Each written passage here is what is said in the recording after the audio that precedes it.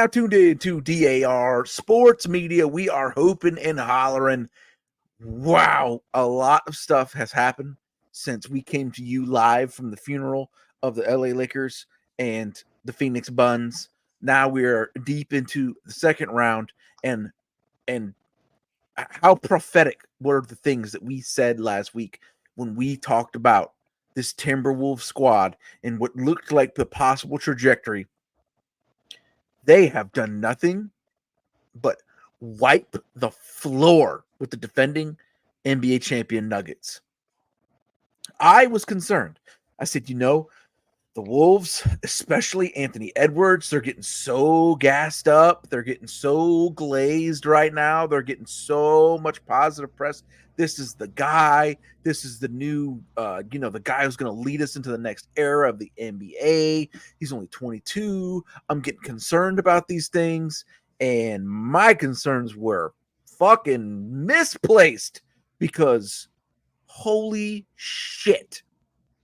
Anthony Edwards and the Timberwolves absolutely opening up a can on the defending NBA champions so far in these playoffs.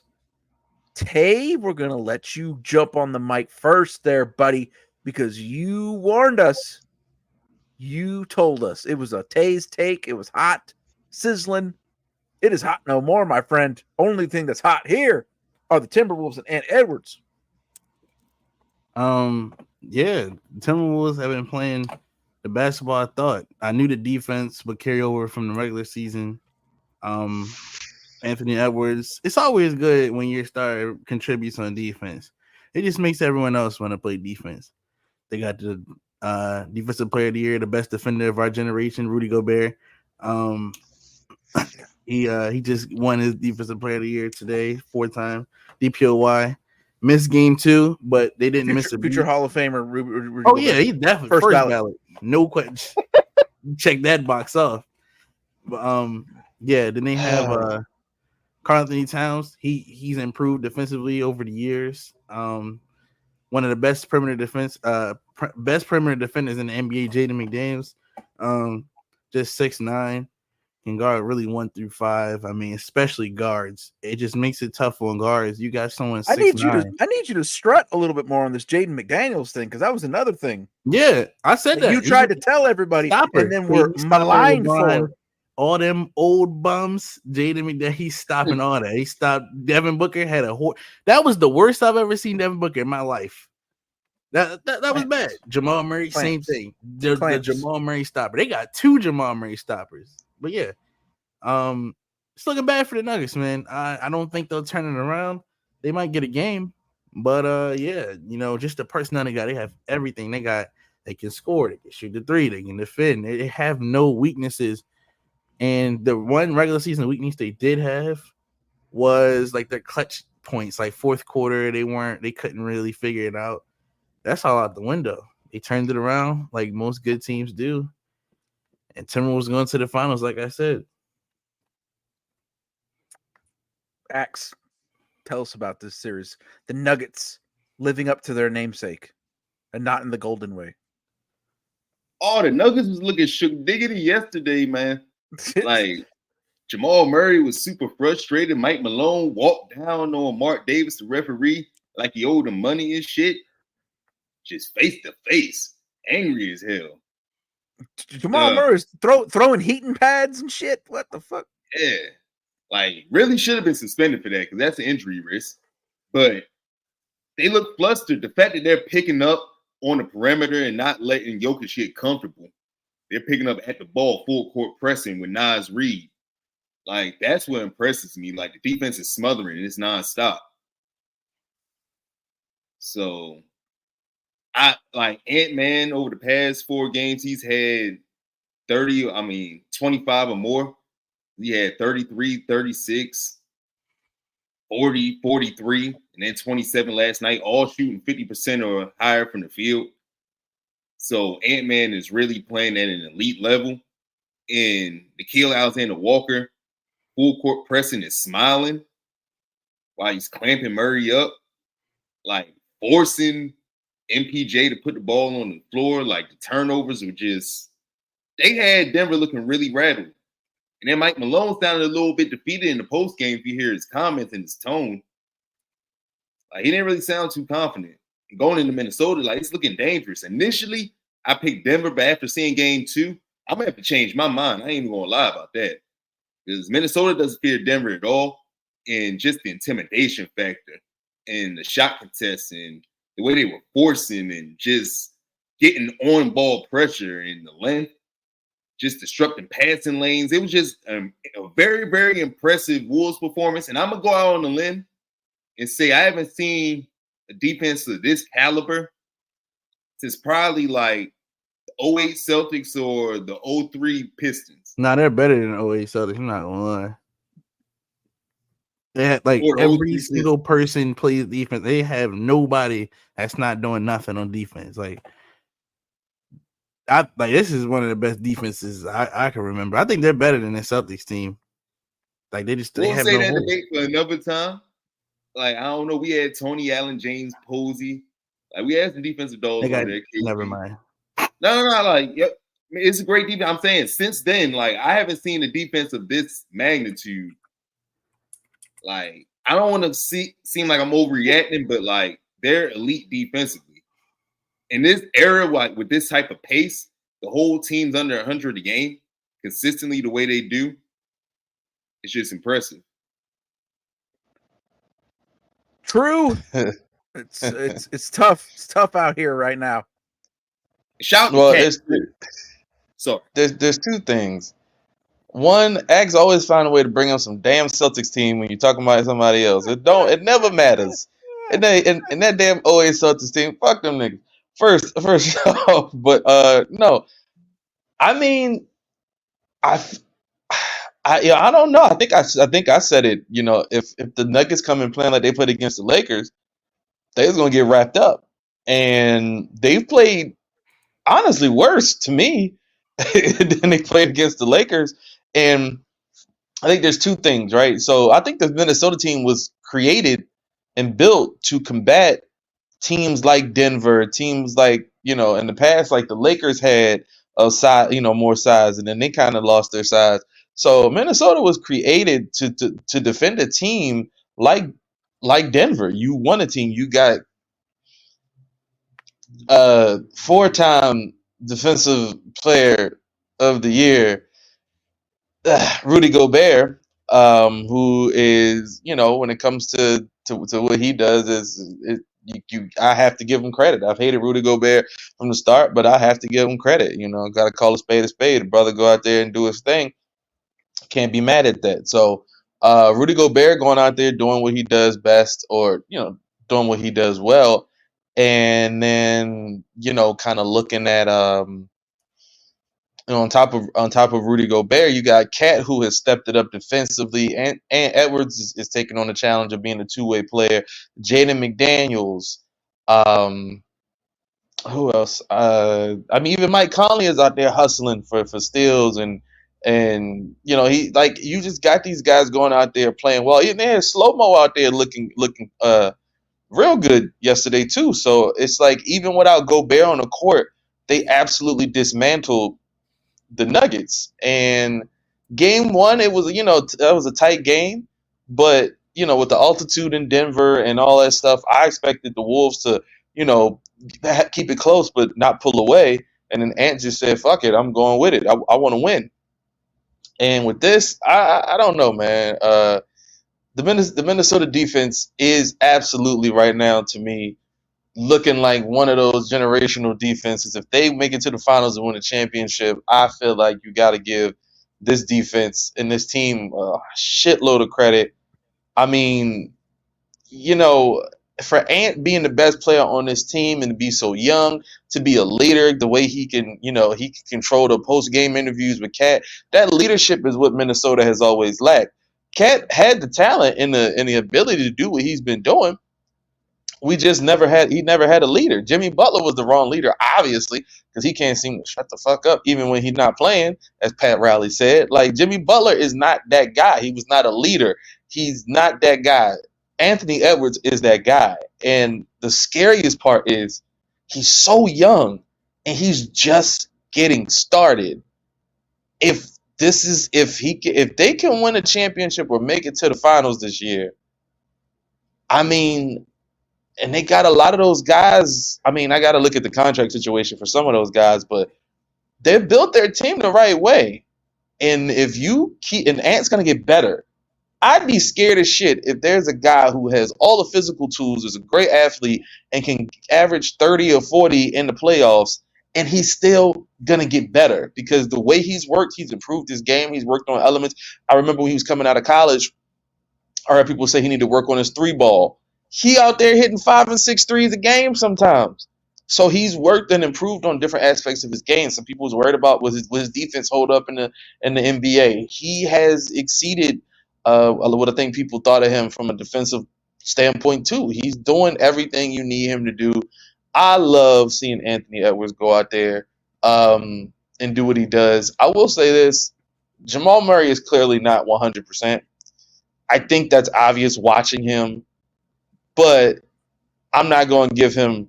Like I said, it's been a rough week for light-skinned Canadians, and so I just can't. Like I said, I don't know what to really expect going forward because if Michael Porter Jr. shows up in Minnesota and has one of those games, will Aaron Gordon show up? If Aaron Gordon shows up, will Michael Porter Jr. show up? It's very rare on the road that Denver plays super, super well, especially against tough teams. And Minnesota at home is a beast. So I don't know. I mean, I can't see if Denver wins game 3, maybe we prematurely judge that. But I think the Wolves are taking game 3. And if they take game 3, the worst thing for the Nuggets is that, like I think Axe pointed out, Michael Malone sounded very defeated. And they all kind of seem very defeated. Jamal Murray's antics and doing what he did, Michael Malone getting into Russ' face, you are bothered. You are touched, brother. Y'all means y'all are mentally, if you're mentally defeated, it's almost like what the Nuggets did to the Lakers, right? Because if you beat a team over and over again, you don't feel like you can beat that team. You don't feel like you can stop that team. And if Minnesota keep giving them these problems and Jamal Murray keep whining and complaining when Jaden McDaniels picking them up, you know what I'm saying, at full court, if you can't handle that, it's the playoffs. You gotta do something. And like I said, I don't think Jamal Murray's 100%. And even if he was 100%, it's not like he's some all-world type of, cross you up, do this and do that guy. If you play some tough defense on him, it's gonna mess his game up. So I don't know. I hope the Wolves don't take their foot off the gas. Just keep going. I would love to see a sweep. But shout out. What do you want to say, Drew? Go ahead. No, I was gonna say I just want to see a sweep. That's what I want to see. But shout out to Karl Anthony Towns coming back from the meniscus tear, playing at a high level. He had 27 and 12 last game. Like in the past, he's been a playoff dropper, but so far this playoffs, he's been playing at a high level. So I want to give Karl Anthony Towns his credit. I want to say one thing about Cat, and it's that he's been the focal point of Minnesota since he's got there. Like he's been the guy that they wanted to build around. And it's just interesting that them building around him led to them getting a guy who was obviously a gifted, a little more gifted player, and also has the right mentality. Cat is not always gonna go out there and get you this or get you that, but Ant is like pushing him to be better, and that's what he needed. He needed a guy who pushed him to be better, but like uplifted him, and not like did the Jimmy Butler thing. Well, I could take the third string and beat the rest of y'all like that.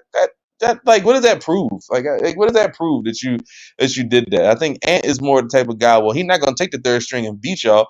He's gonna be like, hey man, what we need to do to get better? What we gonna do to stop fucking fouling, Cat? Like that's the type of shit Cat needs to hear. And hey man, like I said, I want to sweep. I want to see a sweep. I need for my agenda, for my Anthony Edwards agenda, I need the Wolves to sweep both the first 2 rounds. I need this. I need that. And it's hard to repeat too. When people understand too, for people talking about Denver, it's hard to repeat. It's hard to go back to back. It's hard to make it back. You playing all the way into June, and then you have a shorter summer than everybody else, and then you got to go right back to it and do the same thing again. It's very hard.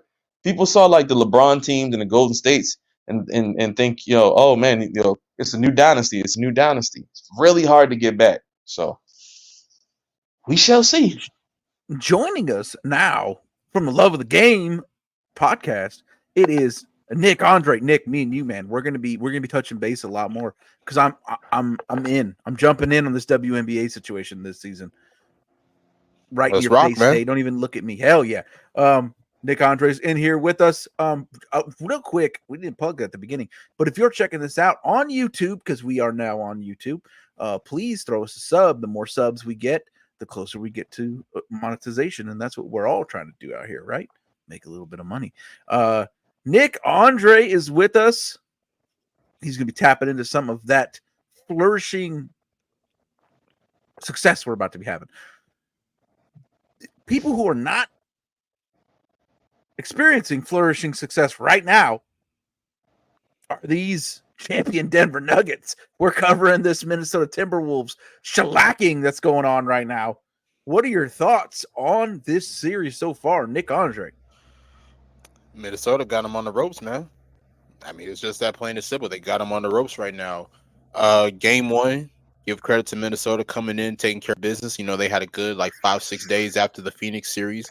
Went into Denver, and that's the thing. Denver is really a hard place to play at, and it's really a hard place to compete at. So for them to be able to take care of business in game one, then bounce back and win game two, they were up damn near 30 at halftime, and this is without who is now the defensive player of the year, Rudy Gobert. So for them to be able to get those two games is incredible. So now the question is for Denver, and we all know that they're the defending champs, but how do you go into Minnesota and try to get game three? Because I think that's going to be really interesting because Minnesota's been really good at home all season long, and they even showed that throughout the first two games when they played against Phoenix in the first round. So that's going to be a really big thing. But I'll be real, Minnesota defensively, they're stifling, man. I went back and I watched game two today, and they were locked in on the end of the floor. And I think the biggest thing is obviously limiting Jamal Murray. He shot 3 for 18 in game two, limiting him, but also limiting Jokic and his touches as well. And his post presence. I thought that was really amazing. I thought Naz Reid played a really good job defending him in the post area. And then, of course, other guys as well. Jaden McDaniels had good moments defensively. Ant-Man as well. Mike Conley, Alexander Walker also had good moments defensively. So that's really what it is, really, to me. I mean, obviously, offense is going to take care of itself, but defense is where they really stepped up to the plate. And then, of course, offensively, I got to give the Cat, man. Cat's shooting the lights out right now. It's looking effortless right now. Just when he catches the ball, he just letting it fly. It looks really good for him right now, and he's really stepping in as that true second option for the team. But Anthony Edwards has just been incredible, and I think one thing that we got to understand is that I think as of right now we're transitioning to a new era right now. We're watching Braun got knocked down the first round, KD got knocked down the first round, Steph didn't even make the playoffs. So now we're watching these young guys like Ant-Man just take over, and he's beating a lot of the guys that we consider legends and former MVPs. He knocked out KD in the first round. Now he can potentially knock out Jokic in the first round, if they do win another two games. So I think that's one thing that we got to consider is that we're transitioning to a new era in the NBA. But what I'm seeing from Minnesota right now is just incredible. And I'll be real, I'm not saying that I wasn't a believer in them winning a championship coming into this playoffs, but I'm probably more of a believer than ever before right now, because I personally felt like whoever comes out of this series could potentially win or could potentially get to the finals, and I think that's what we're seeing. I mean, if Minnesota can find a way to get out of the second round, then their chances of getting to the finals are really higher than ever before. That's where I was going to go next. Since we've done 19 minutes on this Timberwolves on fire. Do either of these teams up here in the other Western bracket game, do either of these teams have a shot against these Wolves if it were to come to the Western Conference Finals? And give me thoughts on our other series here, Mavs, OKC. First, I'll start with the series. I think that's going to be a really good series. I I think Mavs are probably going to find a way to win in 7, and I think it's going to come down to really experience. And I mean, OKC is a really good team, and we saw that throughout the course of this year. But I think with their lack of experience, I mean, look, I mean, they got through a New Orleans team, which I'll be real, I thought New Orleans was going to give them a little bit more of a competitiveness. But I mean, unfortunately, they got swept. And I mean, people could take into consideration, hey, they didn't have Zion, and this and that factor. But at the end of the day, give credit to OKC for taking care of business. But now you're going up against an elite Dallas team who is really, I think as of right now, they're probably playing their best basketball. I mean, you give them credit, for being able to knock out the Clippers. I know that the Clippers were dealing with a lot of injuries, but at the end of the day, they were able to take care of business. And I mean, Luka and Kyrie, and that's the thing too, because even I'm not saying that Luka's been bad, but I still feel like we haven't even seen Luka at his best, and Luka has had a lot of great playoff moments, in the past. And I feel like, I mean, like I said, I think he's had good moments in the playoffs. I think he had a really good game 5 and a really good game 6, but we haven't seen that Luka who can just really take over the game. And I think we may be in store for that heading into the second round. Now look, OKC, they got SGA. I think SGA is gonna shine. I think that Jalen Williams is gonna shine. I think that Chet Holmgren is gonna shine as well.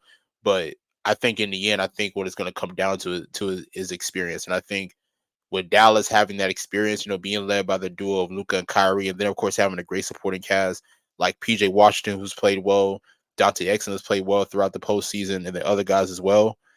I think that Dallas is going to come out of the series in 7 games, but it's going to be a tough 7 games. But as far as their chances beating Minnesota, that's going to be a tough one, because with the way that Minnesota is really playing defensively, I don't know if anybody can stop them. And I know that might be recency bias, but right now, I mean, with the way that they're playing defensively is just top notch, and they're doing it against some of the league's best. And like when everything is, and when, I mean, I'll be real. I mean, when everything is really locking in on defense, the offense is going to take care of itself. And I think that we're seeing that right now with Minnesota. So, like I said, I mean, whoever comes out of this Denver Minnesota series, in my opinion, has the best shot at making the finals. And if it is Minnesota, then I could possibly pick them as far as them coming out of the Western Conference. So, Hey, go ahead, Ax. Personally, I got the Thunder winning this series. Yeah, I think they got the better overall team, man. I think I agree.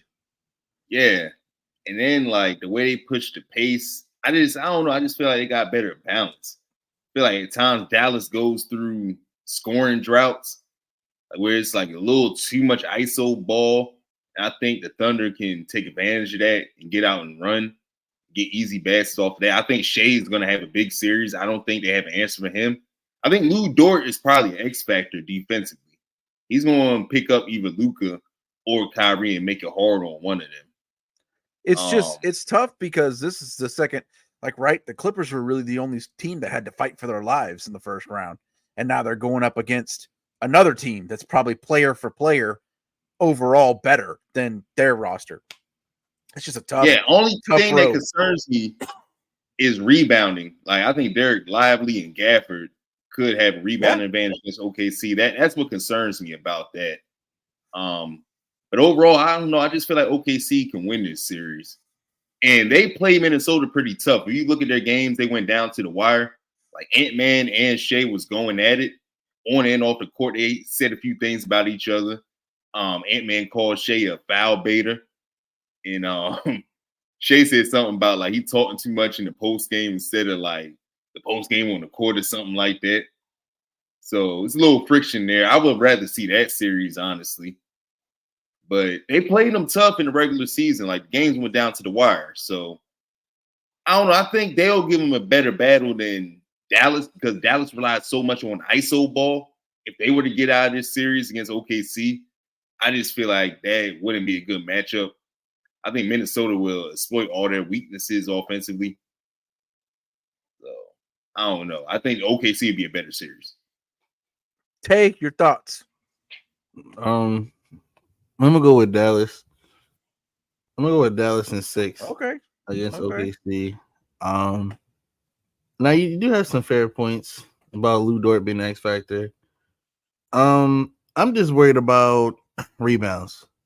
Like me just picturing this series, I see a lot of offensive rebound opportunities for the Mavs. The Thunder are a poor rebounding team. because Chet is always around the 3-point line. That's his game. It is what it is. I think there's going to be a lot of offensive rebound opportunities, like a lot of second chance points. So that being said, I think the Mavs can kind of be inefficient and still rebound if they have Lively or Gafford out there, which is probably going to be 24/7. Even Luka is a great rebounder. Yeah, I think Luka's going to be too much for I think Luka's going to be too much for the Thunder. I don't think there's a Luka stopper on that team whatsoever. The Thunder could take Kyrie out the game though. If they just put Lou Dort on him, they definitely could take Kyrie out the game. The Thunder do have good perimeter defense. Like J-Dub plays defense, Shea plays defense. All of them guys play defense. But yeah, I'm just gonna have to go with Luka. Just taking the best player in the series. Like it's gonna be tough. It's definitely gonna be tough. It's gonna take a lot. I don't think they would advance past the conference finals. But yeah, I'm definitely gonna go with Luka and the Mavs. True. I'm thinking about listening to everybody. It's kind of tough because logically, I feel like you go with the better duo at the top, which is Kyrie and Luka. But at the same time, I think in terms of team ball, OKC has a tendency to play a little bit better team ball. I don't necessarily know how. I think we kind of hinted at Dallas having a little bit more experience, obviously with Kyrie and Luka both having multiple playoff appearances. But outside of that, I don't think it's not a lot of guys on that team that are super, super experienced. And if I'm being honest, when we watched them against the Clippers, it's like you were not playing Kawhi Leonard, and then you got Paul George and James Harden on the other side, and those two are notorious for their playoff meltdowns. And it's like, some of those games, it's like, man, if just James Harden could have showed up or Paul George didn't go missing in the second half, the Clippers could have had a chance. But it's so interesting because I don't know, like I'm gonna go with Dallas in 7, but my mind is telling me OKC finds a way to kind of make it happen. I think OKC is just they're fresher a little bit than Dallas. Luka had a couple little minor injury things, which is why I think he wasn't completely going off like that in the first round. So there's a couple elements there. I think if Luka can stay healthy, Kyrie can get his shit off. Like, I mean, it doesn't take much for Kyrie to get his shit off, so that's expected. But there's so many different things here and elements that do kind of concern me on both sides. And I don't think, to answer the earlier question, I don't think either one of these teams get by Minnesota. And it simply boils down to inexperience, of course, on OKC's part if they advance, and also lack of rebounding. And the just Minnesota has so much like length and so much height. It's just hard to really combat that if you're not a good rebounding team, because Gobert can get 13, 14 rebounds a game. Cat can get 13, 14 rebounds a game if you want it. And you can also look at somebody even like a McDaniels. He had 8 or 9 rebounds one of those other games. So they have guys who can go out there and grab boards. I'll still go with Dallas in 7, but whoever wins, they're not making it to the finals. Interesting. Everybody's saying, the youth movement, the fun playtime is over for the Oklahoma City Thunder. Interesting. I'm the only one that chose the Thunder. There we go. Axel, we'll go with you first. Jumping over to the East. Celtics and Cavs. Give us your fair and balanced take on this. Well, I'll keep it brief since everybody loves to say I'm biased when it comes to the Celtics. But shout out to the 25-point win. Derek White with the bald head. Once again, another 25 points, efficient. Splash 6 threes out there. Jaylen Brown with 32. Had a great game. Tatum didn't really shoot well, but he was good on the boards. Luke Cornett played well off the bench. So it was just good balance, man. Like when we play balance, that's when we play our most effective ball. Shout out to Donovan Mitchell getting 33 in a loss. He's definitely out of there after this series is over with. Slightly disappointed in Evan Mobley and Garland. Like, their development has definitely been stunted with the addition of Donovan Mitchell. They don't look like the players that we projected them to be a couple years ago. I mean, I'm not saying their career is over or anything like that, but it's clear that they don't really mesh with Donovan Mitchell that well, in my opinion. So, I don't know. I just feel like we should be able to either win this series in 5 or sweep. It shouldn't go more than 5 games, especially if Jared Allen's out. Like, he's a quality player, double-double type guy. He could change the dynamic of the series if healthy, but we should still win. Not too much more to say. Jason Tatum does need to shoot better, though. But outside of that, we're playing quality ball. Hey, do the Cavs have a chance? No. Celtics in 4. Celtics in 4. Yes. Sweep. Yes. You got swept. That's going to be true in a couple of by the end of the week. The Cavs suck. Like, I don't know. It's just like it's just Donovan Mitchell and company when you watch him. And I honestly don't think they'll be able to get hot enough like the Heat did to win a game. Like, they'll lose by double digits probably every game. Like, yeah, I definitely got the Celtics in 4. Like, no question about it. Nick Andre, the professor, you're on there smiling. Break it down for us.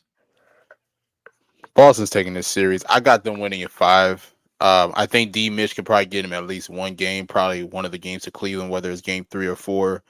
But yeah, I mean, Boston's just too good. I mean, Axe pretty much broke it down. You know, when you're getting great production from guys like Derek White, you know, when JB is being able to really lead the way offensively, and you're getting great production from other guys as well. I mean, it's really hard to beat that team. And I know that people have been concerned about the Porzingis injury and everything, and obviously that is a concern because Porzingis has been playing really well for them all season long. And then of course they're like the first few games of the playoffs. But at the end of the day, I mean, the Boston should be able to find a way to be able to win this series. Donovan Mitchell has been great in my opinion all postseason long, but he has no help, and it showed that in Game 6 against Orlando when he scored all the fourth quarter points, and he wasn't able to get no production from nobody else on the team. And give credit to them for being able to get past that series in Game 7, but now you're going up against a different beast in Boston. And yeah, I mean, if you're not getting great production from anybody else, and I mean, I definitely don't give them a shot. So, like I said, I think D. Mitch will probably get him at least one game. But besides that, I got Boston easily winning this series. True, begrudgingly, you'll probably have to give, Axe to Celtics this one, yeah. So I'm gonna start off with this. If Darius Garland and Evan Mobley could stop scratching their asses sitting in the corner or not doing shit on the court, the Cavs might have had a chance to win 2 games in this. Maybe.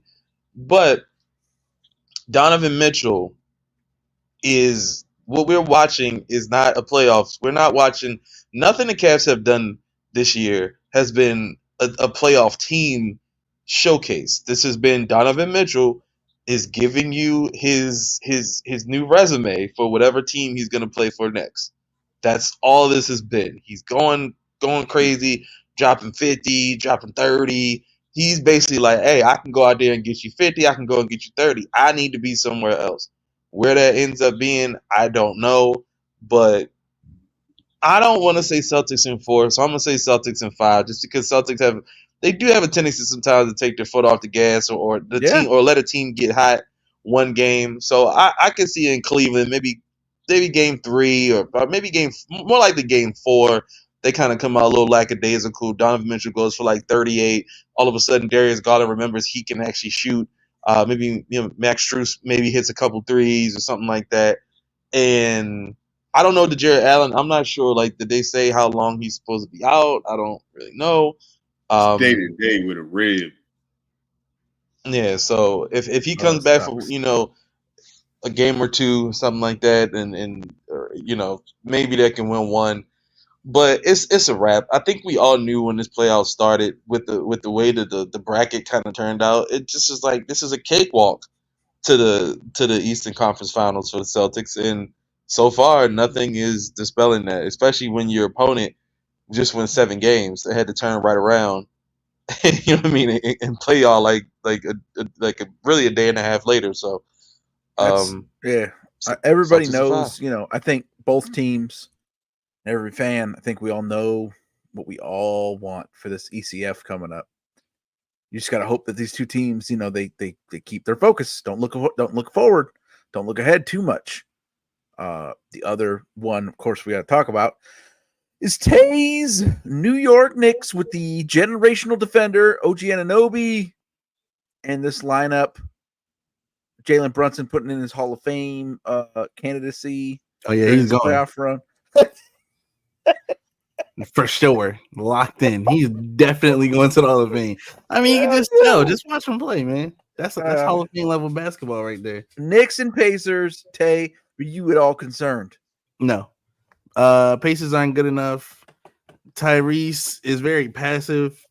And then we got the best defender in the NBA on Pascal Siakam. He won't do anything.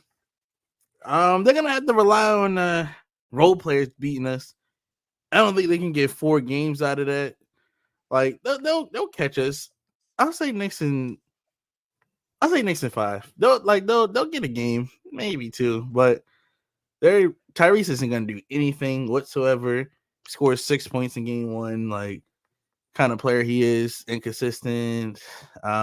Watches the game, he passes it, then watches. He's just one of them kind of players. Not really worried about him at all. After that insanity run he had in November, yeah, just put OG on the best scorer, which is Siakam. Just let the game flow. Just the Knicks will have Brunson will score 40 a night. And then you might have Josh Hart 20, Dante DiVincenzo 20. Well, it has to be.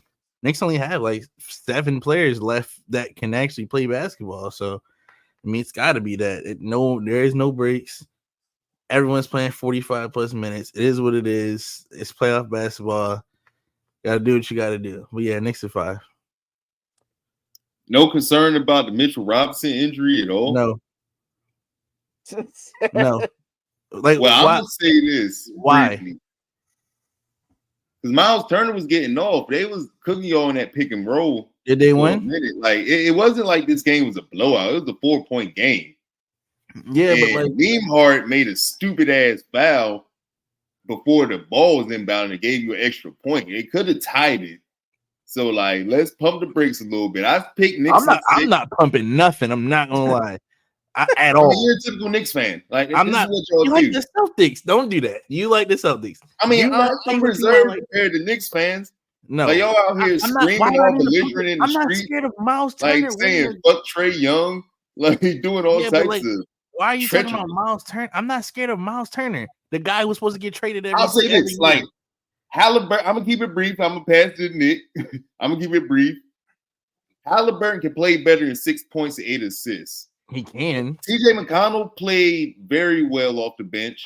Like they have good depth. Like what was it like 50-3 in bench points? We don't have a bench, so they're gonna win that every game. Like there is no bench. Everyone's hurt. There is no bench. So like I don't know why they keep showing that dumb graphic. Like show how many players we have available. Like Josh Hart played well. DiVincenzo played well. Right. I don't know if you can get that type of production from them every single night. So like, let's pump the brakes. We'll see what game. I'm not pumping the brakes. Like you just said, Miles Turner. I'm not saying you. Like, but Turner played well though. Like Hartenstein's gonna have to play heavy minutes. If he's in foul trouble, who you gonna turn to?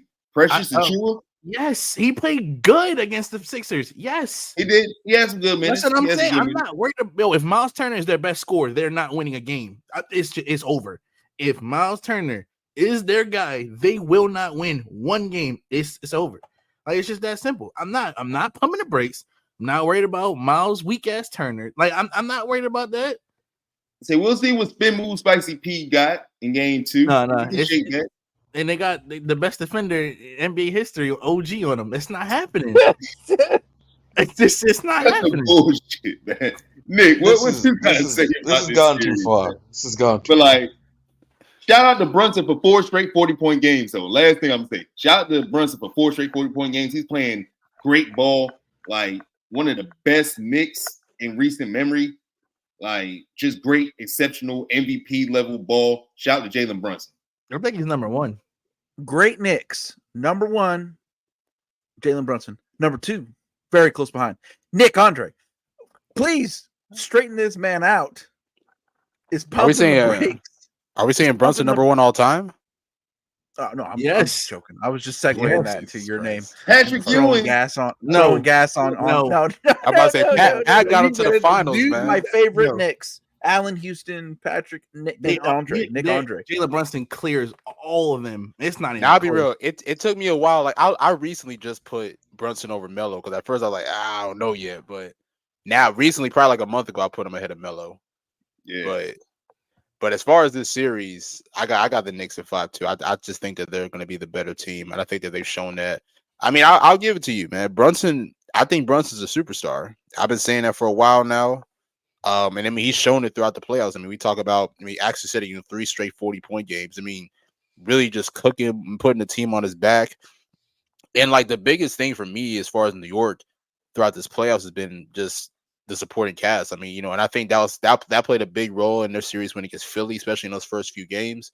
And I think even in this game as well. I mean, I know that Indiana got a lot of production from their bench, but you talk about just the balance scoring from Josh Hart to OG to DiVincenzo to other guys as well, just being able to step up. And I think that that's something. And then of course, when you combine that with Jalen Brunson dropping 43, I mean, it's really hard to beat that. And I know that there were stretches that Indiana had control for most of the game, but at the end of the day, New York just seems to know how to really finish games. And I think we saw that obviously in game 2 of the first round against Philly. We saw that in game 6 against Philly as well, and then we saw it even in game 1 now. So, Indiana's a good team. I'm not knocking them. I mean, I think they have I think that they have an abundance of really great players, but I think New York is just the overall better team. So I'm going to pick them at 5. True. This man Tay is refusing to pump the brakes, but nor should he. I mean, there you go. Nor should he. Jalen Brunson, I agree, is a superstar. I said it earlier. I thought, when we talk about All NBA, I said JB should be right there for All NBA. I've given Brunson his credit all year. I'll say this: when it comes to pure entertainment and excitement in this league, there's no team more exciting this year to me than the New York Knicks. I mean, Madison Square Garden rocking the way it is throughout this playoffs has been, that's the energy we need for the playoffs. So I love seeing that. I think Josh Hart, I know I spoke highly of Josh Hart earlier this year, and I'll continue. Every team needs a Josh Hart. If you wanna go and compete, you need a Josh Hart. Never seen somebody go out there and hustle for those rebounds. Go get those rebounds. He can rack up assists too. He can hit threes now, and he's driving to the cup. I mean, he's not a great scorer, obviously, but he does what needs to be done, and he doesn't look tired out there. He's playing the whole damn game and don't look tired. I have to applaud Josh Hart for that. As far as the Pacers go, Halliburton, you know what I'm saying? We get the diamond tester out. That shit was fake. That run, that 20 and 10 shit, that shit fake. I'm so disappointed. And a lot of people are like, oh, he had a hamstring injury. Maybe he's not 100%. Well, if that's the case, don't put this nigga on Team USA. You know what I'm saying? Like, you don't need. If that's the case, if you need to take the off season and rest because you about to have the whole summer in a week or so.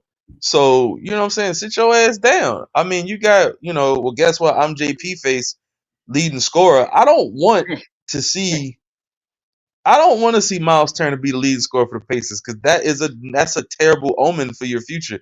Because if you by some chance made it through the Knicks, you're getting destroyed anyway. So you getting destroyed by the Celtics. That's like it just they don't have enough. They brought Siakam in, and Siakam is not. I didn't think he was really that much of a needle mover anyway, and he's too inconsistent as well. And you know what I'm saying, top flight defender OG is gonna clamp that shit up, and that's another one. OG making amazing hustle plays, going out there and getting them steals in game one, just making it happen. And that's what the Knicks have that the Pacers don't. Is they have fortitude, they got heart. Them boys come to play. And I hate to say this because I know that's Tay's team, but that's what I want to see in the finals. I know that they would have a tough road to get by the Celtics, but that's what I want to see in the finals. God damn it, I want to see the Wolves and the Knicks in the finals for so many different reasons. And also because I don't want X to have the satisfaction of seeing the finals again. So that is why. But honestly, like I said, the Knicks play the most exciting basketball. Like they're not blowing out teams, and I think that's what also makes this better is that game one against the Pacers, I was on watching that shit like, yo, like this is shit Brunson got the shit like it was a back and forth, and that's you know what I'm saying. They've been in the Sixers series was great. I need the Knicks to win. I say 5. That way we get another get another game at MSG. You know what I'm saying? I don't want a clean sweep, because if they clean sweep them, then we can't. Well, we here at DAR Sports Media stay performing clean sweeps, but Nick Andre, tell the listeners where they can find you and your work. Yes, sir. First and foremost, man, appreciate y'all having me on, man. Anytime I need me to come on and talk some hoops, man, just hit me up, man. But as for myself, follow myself on X and Nick Andre ATR. Make sure to follow For the Love of the Game and Love of TGB Ball. And just check me out from there, man. You'll see all my content from there on out, man. Just follow me. Hell yeah. We over here on DAR, we're still at this point doing 4 drops per week. We got Football Fridays. Of course, you're listening to Hooping and Hollering right now. United Football Media YouTube page is where we do the UFL review show, recap the week before, preview the week coming up. Doing great ratings. UFL looking like it's here to stay. It's a powerhouse. And of course, me and True on the Weekend Wrestling, along with some special guests every now and again. On the weekends, as you can see, we got the guests coming in. We got so many different, and we're on YouTube now. We're one of the most popular shows on the United Football Media Group. All of that just spells out for you now more than ever. The world of DAR never stops.